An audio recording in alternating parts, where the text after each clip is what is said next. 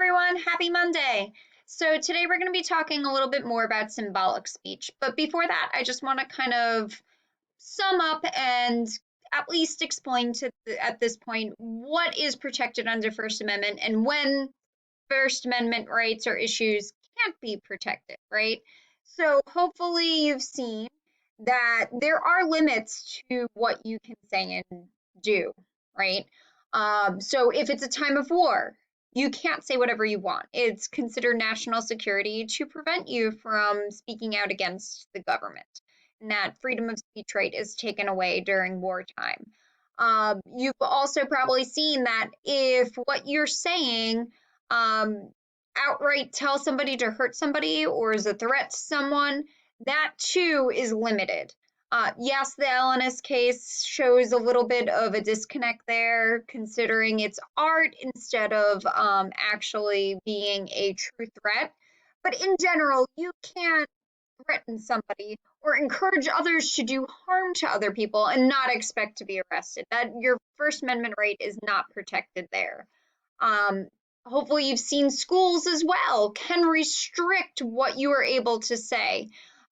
Usually in the scenario that the school is um, kind of in charge of making sure that the environment is a healthy and good one for all students. So if they think what you're going to say is ruining the environment or may harm other students emotionally, or just isn't going to make your schooling experience a pleasant one, they can restrict what you say. We've also seen ways in which rights can be protected. Look at Skokie, right? Where in the Skokie case, the freedom to assemble can't actually be taken away from you, even if you're a Nazi. I mean, if you're outright a Nazi saying that you are going to harm other individuals, they can stop you.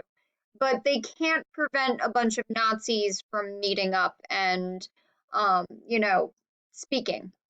And the main reason behind that being you may not agree with what a Nazi says, but you can't, your rights are tied up with those Nazis' rights, and you can't prevent people from speaking things you dislike just because you dislike them.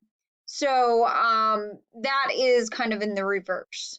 So that really is an overall situation um, that we've set. As far as religion is concerned, hopefully with the last class, you realize that like basically you are protected if you have religious needs, and the state really can't prevent that from happening.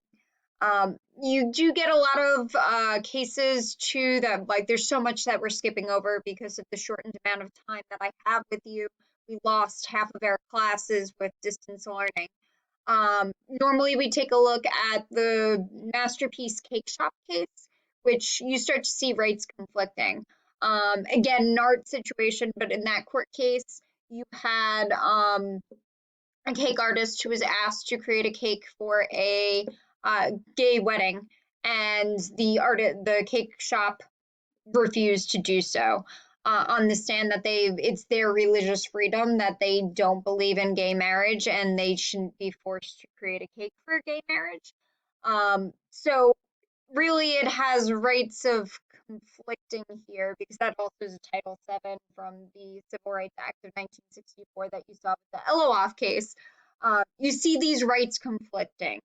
And I don't know, in that case, they actually do side with the cake shop.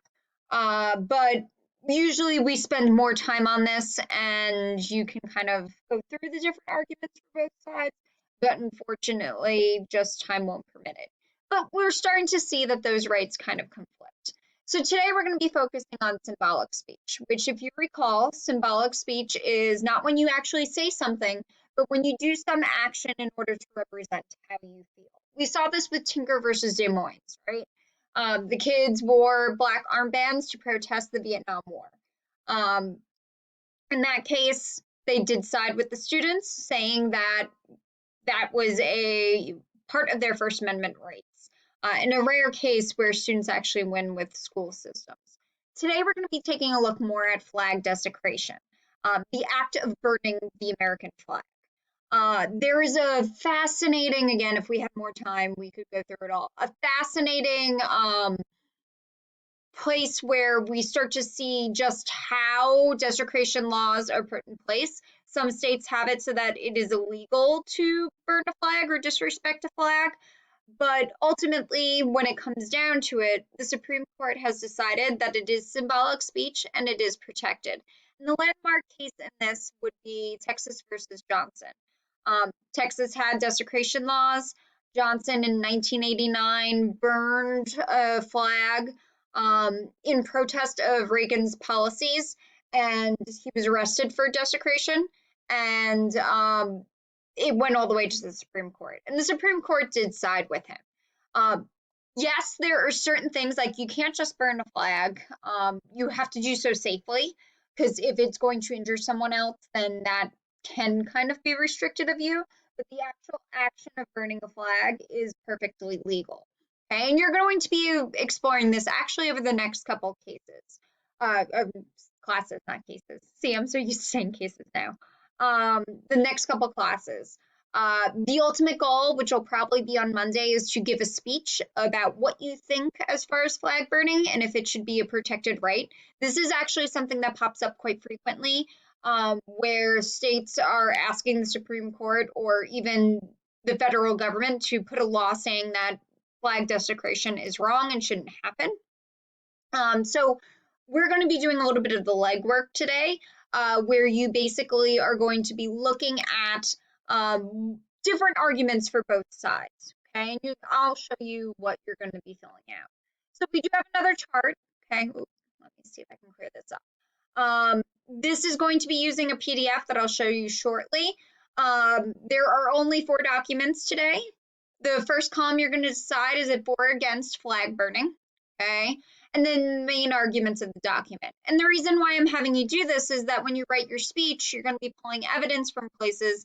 And if you already have the main arguments of each document, you can kind of pull this and this becomes a really easy, quick cheat sheet. So the documents are Texas versus Johnson. This is a court opinion, so you already kind of know what the outcome is. The dissenting opinion is next. Then, as I was telling you, quite frequently it comes up that in Congress to create a law that would not allow flag burning. And you have one, I don't want to tell you what side she's on, but Senator Dianne Feinstein and her opinion. And then you also have a letter from General Colin Powell. Okay, let me get this up here. So the reading is a packet, and I know it says 9 pages on here. It probably doesn't show on this screen. You're not reading all 9 pages. So if you scroll down, it's going to go through all this information. Just cut directly to this would be the first page, which I think is the 3rd one. Let's see. It's actually the 4th. So 1, 2, 3, 4. Okay, you're using that chart that I just showed you. This is the first document, Texas versus Johnson, delivered the opinion of the court. So that's that first one. The second one, Texas versus Johnson, dissenting. Okay. Then the next one is the Senator Dianne Feinstein. And then finally, the letter from General Colin Powell. So you can ignore the last 2 pages. So really, out of this, you're really only looking at 4 out of the 9 pages. And you're just basically taking notes. It can be in bullet form. There's no necessity there for, outright writing out everything. That will be due by Wednesday. Wednesday, I'll start to give you instructions on setting up your speech. And then on Monday of next week, we'll probably be doing the actual speeches. And I'll explain with that, but you'll have the opportunity to either give your speech on a Zoom conference call, or if you want to record it, which there are tons of things that you can record yourself and email me that. But again, I just want to give you the future there. Then none of that is due today. Today, you're just taking notes on those readings, okay? If you have questions, please reach out. I'm happy to help, and good luck, all right? Hopefully, I'll be talking to you guys soon. Bye.